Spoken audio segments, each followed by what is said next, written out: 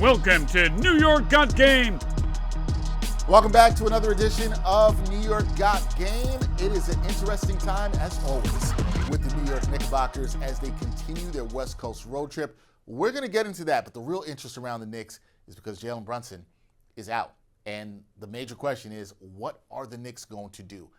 Got a special guest today to talk about all of that around the Knicks and much more going forward. We're not going to waste any time this week. Let's get right into it. The Knicks are heating up. The Knicks, they are off to an 0-2 start in their West Coast road trip, but they can bounce back and right the ship without Jalen Brunson.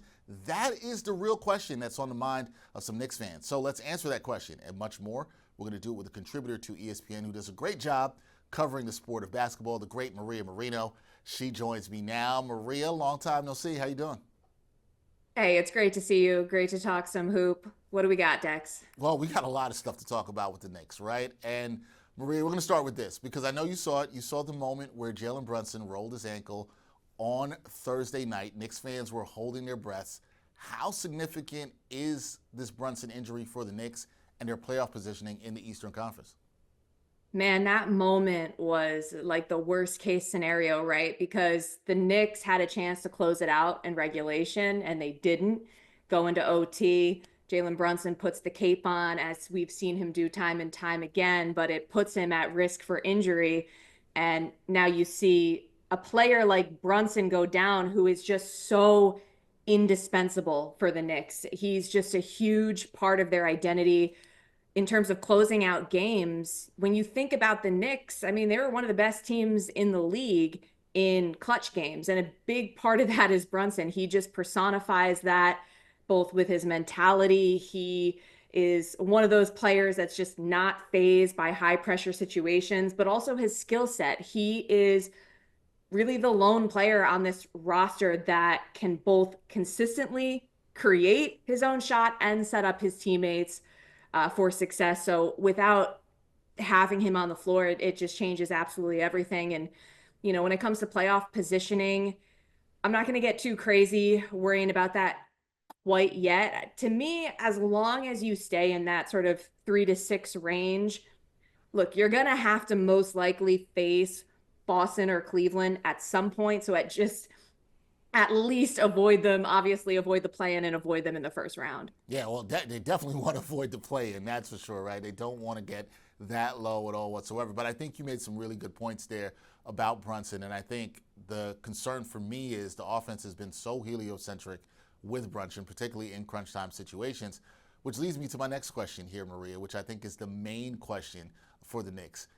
Can this team survive offensively without Brunson, and who needs to step up right now in his absence? Well, survive, yes, and they're going to obviously have to, but that's different than thrive, right?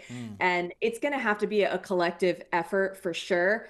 But the first obvious answer is Mikal Bridges. You know, I actually believe he has the offensive skill set to take over more than we've seen him do. I think part of that's on him, and I think part of it's on the coaching as well. There's obviously going to be that adjustment period coming moving forward. And then Karl-Anthony Towns, I think he's really just got to be disciplined, stay on the floor, because too many times, and we've seen it, we saw it the other night with the Lakers, he'll pick up early fouls, then he's got to sit, gets out of rhythm, then the Knicks are playing catch up. So he's got to be available to help space the floor. And then also Miles McBride, you know, he's got to get more comfortable just in that like ball handling, distributing role. But I mentioned, you know, how the Knicks have been so great in crunch time. They were 5-0 in OT games prior to that loss at the Lakers. And like, that's all well and good, but if you're playing a lot of OT games,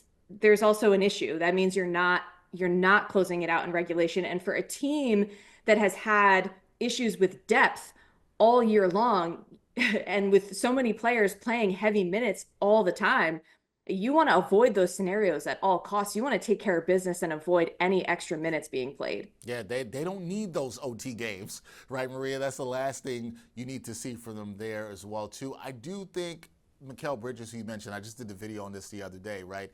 He needs to step it up offensively. I agree with you on KAT. He's got to stay on the floor. That's the big thing with him. Can he avoid the ticky-tack fouls? One quick follow-up for you on that with Bridges. Did you like what you saw from him against the Clippers? Because he was pretty efficient shooting the ball in that game. He scored 22 points. He had 5 assists. So you saw some of the scoring. You saw some of the playmaking. Did you like what you saw from him? And do you think you need to see this more consistently? And do you think, in a way, I guess I'm adding another question here, is do you think this injury to Brunson can be a blessing in disguise for Mikal Bridges, who struggled and been inconsistent this season? Do you think this can help maybe him find his offensive game? Well, whenever a heliocentric player, like you said, as you described, Brunson goes down, there is that upside of other players have to step up. As far as, what we saw from Bridges against the Lakers, he only took 6 shots, which is that's mind-boggling. That can't happen. And then the following night against the Clippers, he took 12 shots. Okay. So, that's a little bit better. Obviously, I don't love the amount of minutes he had to play on the second night of back-to-back, 40 plus. So I don't love that. I think that, again, like it's so important for the Knicks to just get that experience playing without Brunson, because what they were doing with Brunson was not sustainable. Having Brunson be able to take over in crunch time, that's great, but it's not sustainable long term. Like, they need to have other options. And then, with Mikal, when I mentioned like the coaching part of it, I just feel like there might need to be, and we might see more of this over the next couple games now that there's been a couple of days for the team to sort of regroup and recalibrate, but there might need to be more of a confidence instilled from the coaching staff, more of a green light, maybe more of, hey, let's get creative with rotations. Let's call some design plays for Bridges, get him going, maybe some offensive sets where he's featured a little bit more, help him to find what this new role is going to be. Yeah, that would be helpful, and that's a perfect transition to where I wanted to go next, because playmaking is something that obviously Brunson does very well for this team, and now they don't have him for a stretch. Do the Knicks have enough playmaking to function without Brunson, or do you think they need to tweak what you were just talking about right there? Do they need to tweak and adjust their offensive scheme over the next couple of weeks? Yeah, I mean, you can't lose a player like Brunson that's so often involved without making adjustments. If you tried to approach it the same way as with or without him, like it's just not going to work. And they've had offensive struggles even with Brunson. He covers up so many flaws. So, when I say that it's not sustainable for him to have to put the cape on, it's both in terms of, look, defenses can plan for that. Sometimes it works, sometimes it doesn't. But also, you're putting a load and a heavy responsibility on a player, which, as we saw, can increase injury risk. So, like I said, I just think they got to get creative with rotations, and they have to. This is the time that you're going to have to adapt. And I feel like Tom Thibodeau has had a bit of a reputation in the past of being hesitant to adapt or being stubborn. And I do have belief that he's going to be, at the drawing board, looking at every possible way to get this team humming, to stay afloat here down the stretch. Yeah, that's the word there. Stay afloat. They got to try to do that. Can they do that? And they're going to have to adjust some things on the offensive end. Speaking of adjustments, Knicks did make an addition to the roster. And this has been interesting for me to watch how people have talked about this, Maria, because there's a lot of different reactions on social media about this. But the Knicks did sign P.J. Tucker to a 10-day contract. How do you see the addition of Tucker impacting the team, whether it's defensively, if he plays, and just from a veteran leadership standpoint? Do you think this is a good signing, and how do you see it impacting this Knicks team? I don't think it can hurt. The Knicks need bodies, number one, but I've personally always loved PJ Tucker. He always brings the energy on both ends. He's a great communicator. He's not going to shy away from speaking up, holding people accountable, but more specifically from an X's and O's standpoint, he's another three-point shooter, and the Knicks desperately need that three-point shooting. They haven't had enough of it. Especially here since the start of the calendar year. So theoretically, if he can get get back on his feet literally and get back into that player mode and be able to knock down corner threes like we've seen him do consistently throughout his career, that's going to go a long way for the Knicks. Yeah, it would. I'm very intrigued. I don't know if he will play. I'm not sure if that'll happen, but from a leadership standpoint, I definitely see how he can help this team, especially during this time where Jalen Brunson, captain of the team, obviously is not going to be there. He definitely can have an impact on them. Now, another player that's returned to the lineup, we've seen him for 3 games now. That is Mitchell Robinson. With him back in the lineup, Maria, how has he looked to you since his return? And what have you seen from the minutes that we saw, very limited sample size in the Laker game alongside Karl-Anthony Towns? What did you make of those minutes and how he's looked in his return here for the Knickerbockers? Well, it's a process coming back from a lengthy absence. It just is. He just really hasn't been playing a lot of minutes. I would say it's been, when we've seen him make appearances in games, it's been like under 15 minutes, and that's going to ramp up here more soon. As far as sharing the floor with KAT, you talked about it. I mean, we really only saw them play together on the floor for the first time the other night against the Lakers. So I just need to see more. And it just makes this time so much harder for the Knicks, because it was going to be hard enough sort of getting him back in the fold. Theoretically, it should improve the defense with him out there and KAT together.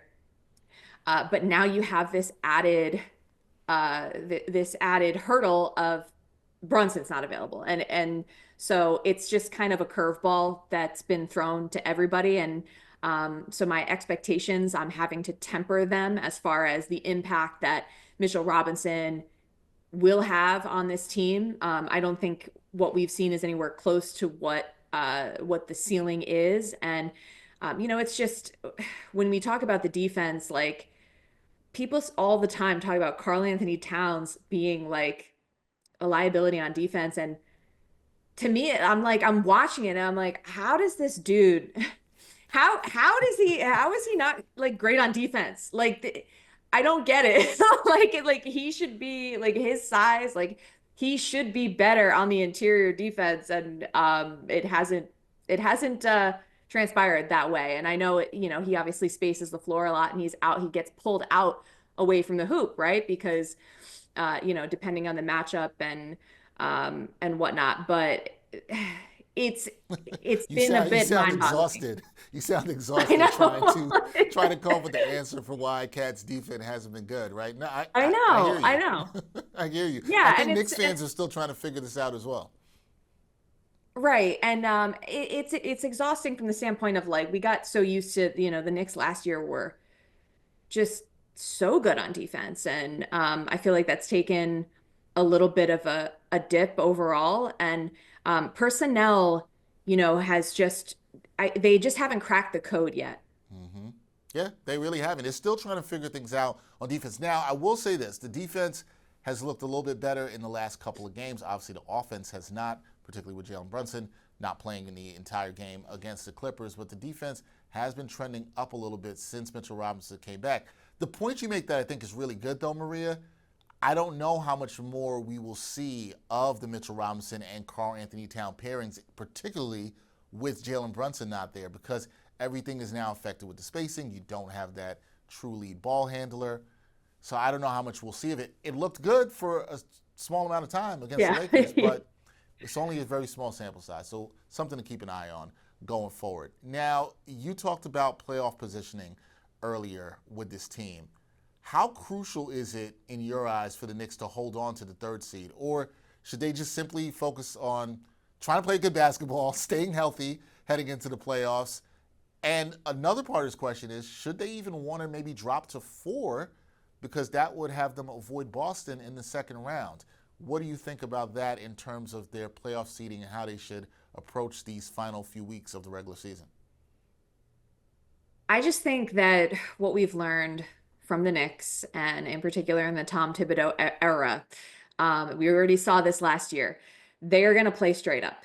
There's not going to be any of this, oh, let's see if we can try to fall into a certain seed to get a certain matchup. They are going to try to finish the highest they possibly can. And let's not forget, the Cavaliers tried to play that game late last season, and it didn't quite work out in their favor. So I just, while the end result may be valid, what you're saying, like if they fall into a certain seed, they might avoid playing one team longer than another. That's, I don't believe, the focus of Tom Thibodeau. I think it's just play straight up, try to finish the highest you can. But that being said, I do think there are instances where you do have to weigh out conserving players' bodies.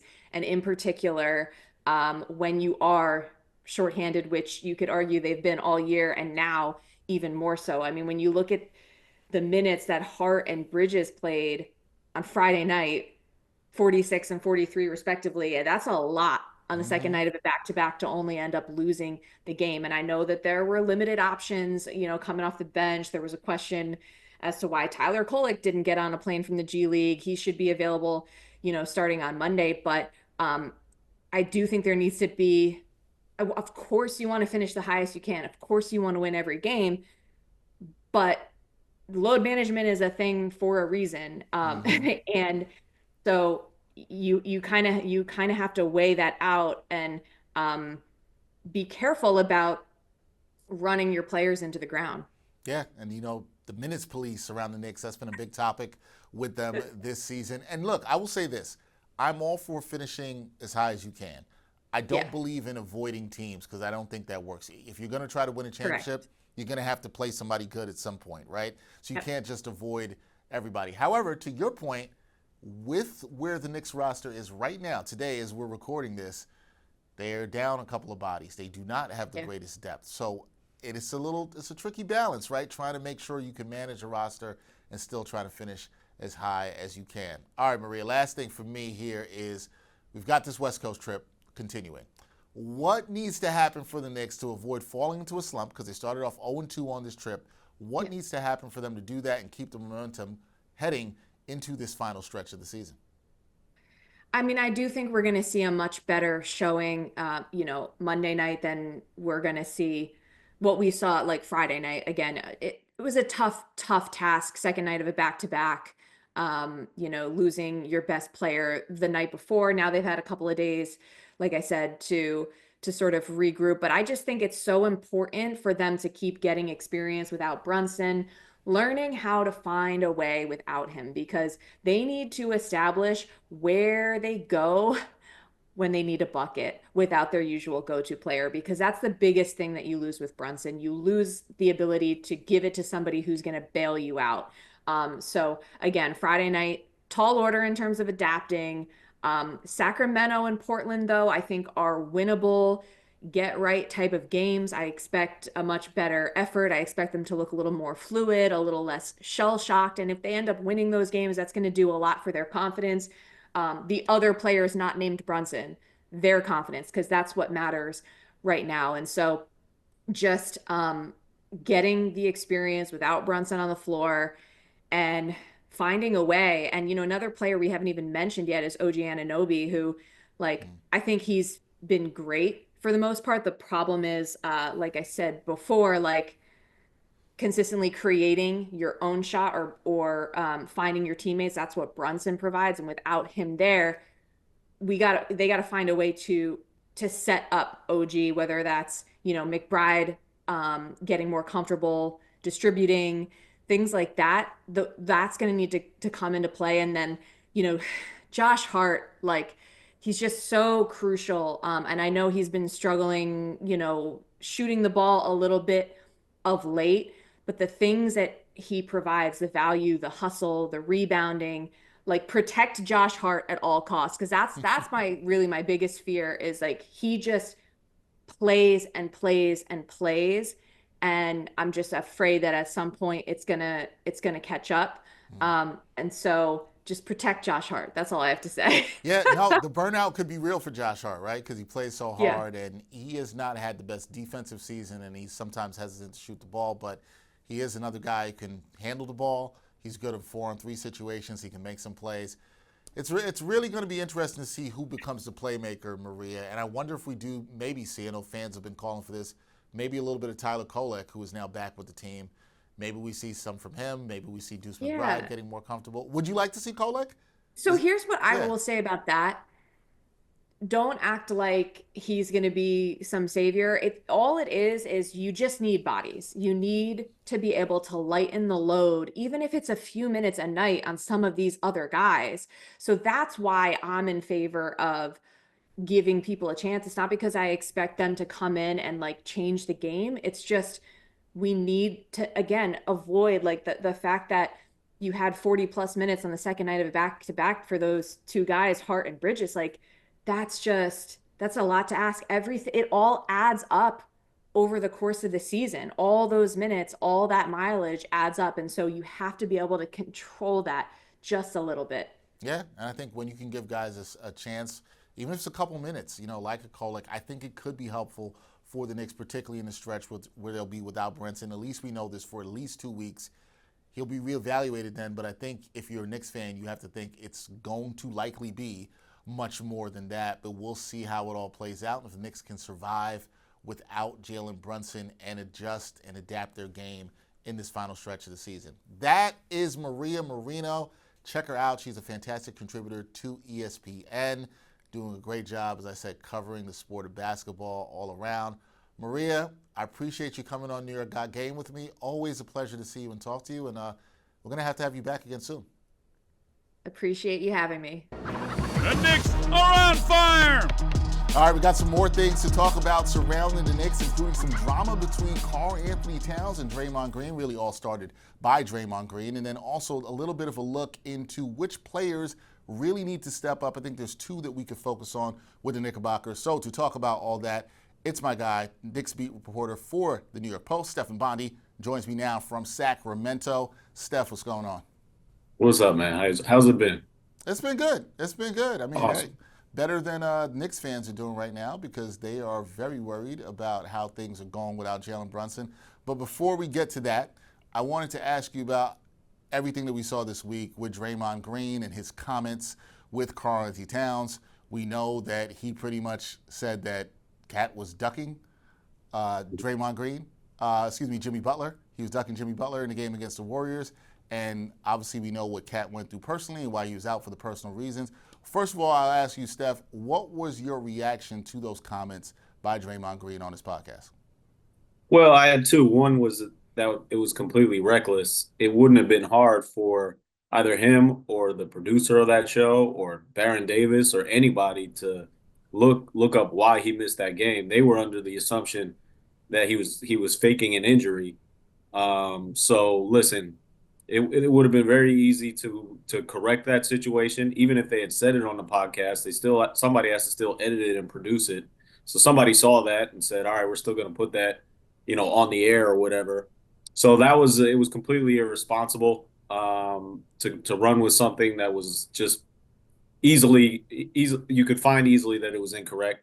And then the second reaction was that this is obviously personal with Draymond Green and Karl-Anthony Towns. I actually did a story a few years ago, I think it was 2021, where Draymond Green decided that he was going to tweet about Karl-Anthony Towns. He took personally something that Karl-Anthony Towns had said about Russell Westbrook, and he went out of his way to call him out. It's I don't know what the issue is, but it's personal with Draymond Green and Karl-Anthony Towns.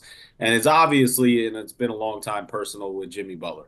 Yeah, obviously there's been that. Now, you had the chance to talk to KAT about this and ask what his response was to all this. What did he have to say, and is there anything more about this situation between the two going forward? Yeah, I mean, KAT just basically took the high road. He said, I'm going to approach this with love, not hate. That's where I want the focus to be. And he basically just said, I have no idea why this man has said some things about me. I have no idea where he got that information from. He actually asked me my theory, and because he didn't have his own. So it's not something that he wants to put a lot of energy into right now. Now, listen, they play each other Saturday. Mm-hmm. And I'm very interested to see what that matchup is going to look like. And, it doesn't matter what Karl-Anthony Towns says. It doesn't matter what Draymond Green says, because when they go head-to-head on Saturday, I mean, it's all about that. Who wins that matchup and who comes out on top. I think that's going to speak a lot louder than whatever they have to say to the media or online or whatever else. That is true, and I do wonder if KAT will have maybe a little bit of extra juice, motivation heading into that game Saturday against the Warriors. We'll see. Must-see TV for the Knicks fans for sure there. Wanted to ask you about this, Steph, because when we're looking at this Knicks team now without Jalen Brunson, obviously him being out is a huge blow. Just to stick with KAT's one of the guys. He's the other all-star on this team. He's a guy you would expect to step up offensively. What do you need to see more from him in terms of stepping up and getting the job done for the Knickerbockers over the next couple of games? I mean, he's got to hit his shots, obviously. I think part of what's going on now is that without Jalen Brunson, they don't have it was only one game, but they didn't have a good facilitator, a person who could give him the ball in advantageous situations. I thought it was a struggle all game offensively for the entire team. And part of the problem is that opposing teams have discovered that the best way to take the Knicks out of their game offensively is to put a wing on Karl-Anthony Towns and to put a center on Josh Hart. And I'd actually talked to KAT about this today, and he was like, the way to take advantage of that is put me in the post. We need to see more of that. If they got a smaller wing on Karl-Anthony Towns, he needs to use his size and play bully ball and, score some points in the post. And interestingly enough, Patrick Ewing, the king of the post for the Knicks, has been on this trip for the entirety of the, so far. He was in LA. He was at both LA games. He was actually in practice today in Los Angeles as well. And KAT has been talking to him about, different ways to hone his game. So I thought that was interesting as well. One follow-up on that kind of is adjacent to what you said about KAT, right, and the teams putting centers on Josh Hart. How much of this is also in terms of the Knicks offense just being competent without Jalen Brunson on Josh Hart actually shooting open shots and shooting the ball from downtown when he gets it? Because he's been very reluctant to shoot. How much of that is on Josh Hart being a little bit more, ready to shoot offensively? Yeah, I mean, the opposing teams have decided that they're going to allow him to shoot three-pointers. And I haven't looked at his percentage recently, but it was down a lot. It's basically coinciding with when his knee started to really bother him. And he told us in Los Angeles a couple days ago, I can't practice as much as I used to want to. I can't get up as many shots as I want to because of my knee. And it's basically at this point a struggle with him physically and probably mentally as well, where it's like I need to, get up the amount of shots that it takes to, get my rhythm going, get my mechanics down correct. But also as I practice more and play more, my knee is really bothering me. And so he's kind of juggling this idea of, physical over, pain over getting himself going, with his shot and practicing more. So that's something that's going on with him. And I think Jalen Brunson offensively, he just covers up a lot of warts. He's that good where you just give him the ball and let him work. They don't have that anymore. And so those warts are going to be exposed. All right, last thing for me here, Steph. I think the other player, obviously, that a lot of us in the media and Knicks fans will be keeping an eye on as well, too, is Mikal Bridges, who we know has been inconsistent at times this season. But when you look at his game on Friday night against the Clippers, he was pretty efficient, also did some things in terms of distributing the ball. He actually got to the free throw line. What do you need to see more from Mikal Bridges, and do you think he can do this consistently? And another part I'll ask you, Steph, is do you think if he does this consistently, this could bode well for him when Jalen Brunson does return? Yeah, I mean,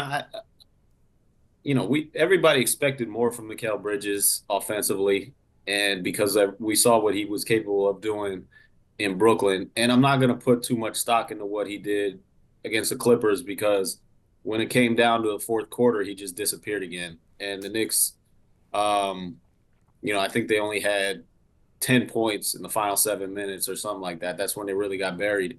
So, look, he's at the point now with me where it's like you have to show me consistently and in, important situations that you're not only, you're not only capable of making these plays, but you're willing to. Because I think with him, it's like you're kind of just itching for him to be more aggressive.